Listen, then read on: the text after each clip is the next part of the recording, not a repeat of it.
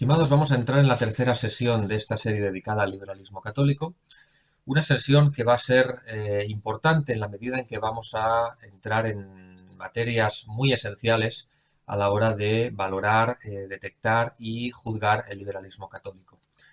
Vamos a partir de un postulado principal, y es que en los ambientes liberal católicos se considera que el liberalismo, o que más ampliamente considerado la modernidad filosófica, tienen un humus aceptable en gran medida, incluso derivado del pensamiento cristiano y del Evangelio, pero que el pensamiento moderno en su desarrollo ha cometido un error, y es el error de rechazar a Dios y de perseguir la religión. Piensan los liberales católicos que, extirpado todo este germen de anticlericalismo y revolución, hay todo un humus positivo de pensamiento que el cristianismo debe recuperar y debe volver a poner en valor para una restauración de la sociedad y de la vida comunitaria. Así, por ejemplo, nos encontramos con Rafael Termes, que nos dice lo siguiente: el estudio sereno demuestra que nada se opone entre la doctrina social de la Iglesia y los principios en que se basa el liberalismo económico y político. Forzoso es admitir que la animadversión que muchos cristianos de buena voluntad, clérigos y laicos, sienten hacia especialmente el liberalismo económico tiene que ser debida a un malentendido. En la misma línea, Jacques Maritain, en su obra Cristianismo y Democracia, hace una apreciación muy similar. Nos dice lo siguiente: al mismo tiempo que fructificaban en el mundo moderno los males que llevaba en germen la modernidad, el crecimiento natural de la civilización y el trabajo interno debido al fermento evangélico continuaban en él. El mundo moderno seguía siendo cristiano. También era cristiana en su seguridad en la razón y en la grandeza del hombre, que sus librepensadores convertían en un arma contra el cristianismo, y en el sentimiento cristiano secularizado, que a pesar de las ideologías erróneas, inspira sus realizaciones y sus esperanzas políticas y sociales. Es decir, idea esencial: la modernidad es buena, la modernidad incluso es esencialmente un derivado del pensamiento cristiano clásico, en lo que sería una evolución del mismo, e incluso es un retorno a la pureza de las leyes evangélicas, pero que ha sido, como nos recuerda Maritain, convertido en un arma contra el propio cristianismo por las ideologías radicales del individualismo y del liberalismo ilustrado. En esta misma línea nos encontramos también que el propio Maritain llega a decir incluso que en Francia el movimiento obrero de 1848 estaba animado por una llama cristiana, por muy difusa que fuese a veces. Se confundía la ortodoxia religiosa con la opresión política y social que se ponía a favor del mantenimiento del orden. Los sostenedores sociales de la religión, por otro lado, no eran capaces de reconocer a Jesús en los pobres.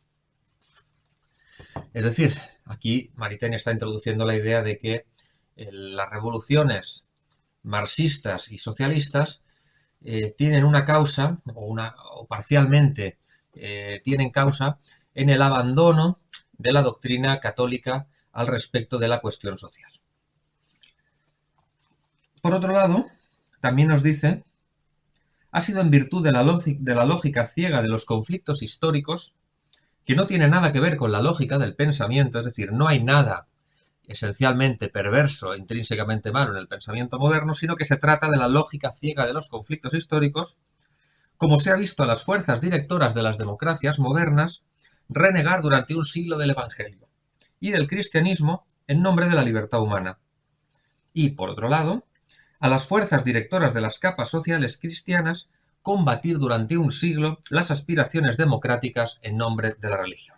Es decir, según Maritain y según el liberalismo católico en general, habría dos errores: el error de los liberales radicales, de los anticlericales, de los revolucionarios, que apartaron a Dios de ese movimiento esencialmente vinculado con el cristianismo, que era la modernidad, y por otro lado se produjo el error de la Iglesia oficial, que cometió la imprudencia o la temeridad de no dar suficientes alas al pensamiento moderno, generándose pues ese malentendido al que hace referencia Termes.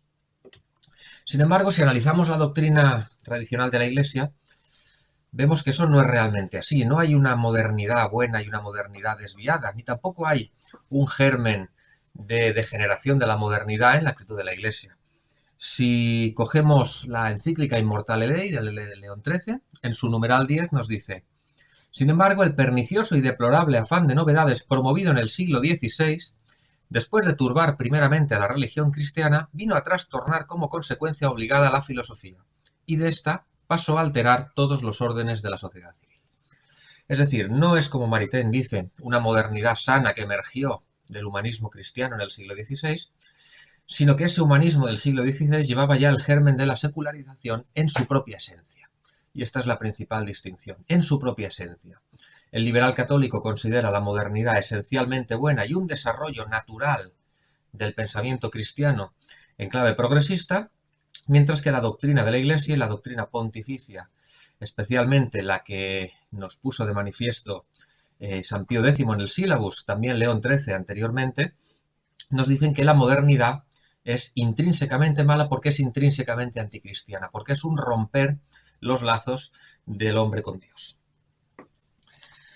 Al mismo tiempo, León XIII, en la propia encíclica Libertas, también nos dice que hay 3 grados de liberalismo. Efectivamente, no todos los liberalismos son iguales, pero sí todos los liberalismos están condenados por cuanto, tienen una esencia que contradice el principio cristiano de la vida social.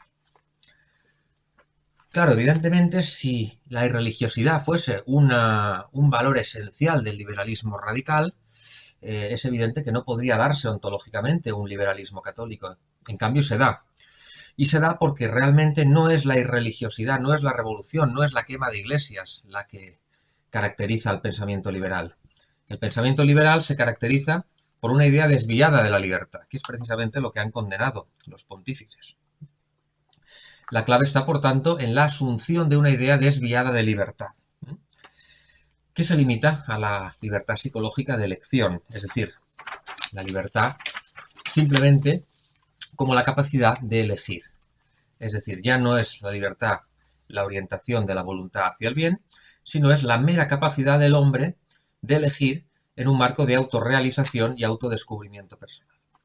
Y de hecho, León XIII también condena esta forma de entender la libertad, que es absolutamente esencial en el pensamiento moderno. Nos dice también en Libertas: adherirse a un bien engañoso y fingido, aun siendo indicio de libre albedrío, como la enfermedad es señal de la vida, constituye, sin embargo, un defecto de la libertad. Es decir, lo que la modernidad y lo que el liberalismo católico entiende por libertad, en el fondo es un defecto de la libertad. ¿Qué es lo que condiciona este defecto de la libertad o esta concepción errónea de la libertad? Fundamentalmente, la concepción errónea de la idea de dignidad humana. La idea de dignidad humana y la idea moderna de libertad están profundamente entrelazadas. Se entiende la libertad como una ausencia de coacción externa, de manera que se llega a una conclusión falaz, extrapolado al ámbito de la religión, y es que siendo la fe un acto libre, es decir, siendo un acto que un tercero no puede imponer por la fuerza, de ahí se deriva que las sociedades y los estados tengan que ser necesariamente laicos. Es decir, el liberalismo católico impone la idea de que para que el acto de fe sea completamente libre, debe tener un marco social en el cual el enfoque que se dé desde el punto de vista de la autoridad política y de la comunidad política sea neutral. Y es aquí donde entramos a la idea de libertad religiosa, que es un elemento que no puede desligarse jamás del concepto liberal de libertad. Y es un concepto que viene perfectamente asumido en la modernidad católica, en el liberalismo católico, y que precisamente nos encontramos en gran cantidad de pensadores católicos liberales, más o menos conservadores. Como decía antes, por ejemplo, en la obra de Francisco José Contreras, Defensa del liberalismo conservador, se nos dice, cuando el autor alaba la teoría sobre la libertad religiosa de Montesquieu, que los límites a la libertad licenciosa, es decir, se condena el liberalismo católico, no difiere en respecto del magisterio en cuanto a la condena de la libertad licenciosa, pero sí difiere en cuanto a la diagnosis de sus fundamentos y también en cuanto a sus recetas. Consideran que debe ser la coacción interna, la moral privada, lo que oriente la vida social y lo que transforme la sociedad. Es decir, los valores propios de la moralidad estrictamente privada, y todo lo demás sería un intervencionismo y una extralimitación de las competencias de la autoridad política. Es fácil observar aquí que el católico liberal acepte fácilmente la libertad religiosa en el sentido moderno y la libertad de cultos, por cuanto lo contrario significaría una intervención absolutamente insostenible y absolutamente inaceptable por parte de la autoridad política.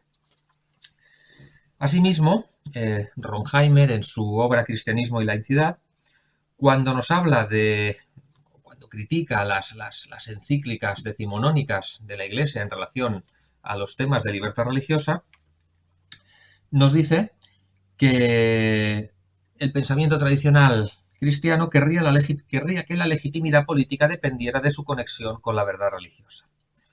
Y también nos dice que la neutralidad e indiferencia pública respecto a cualquier pretensión de verdad en materia religiosa no debe cerrarse a la dimensión religiosa de la persona humana.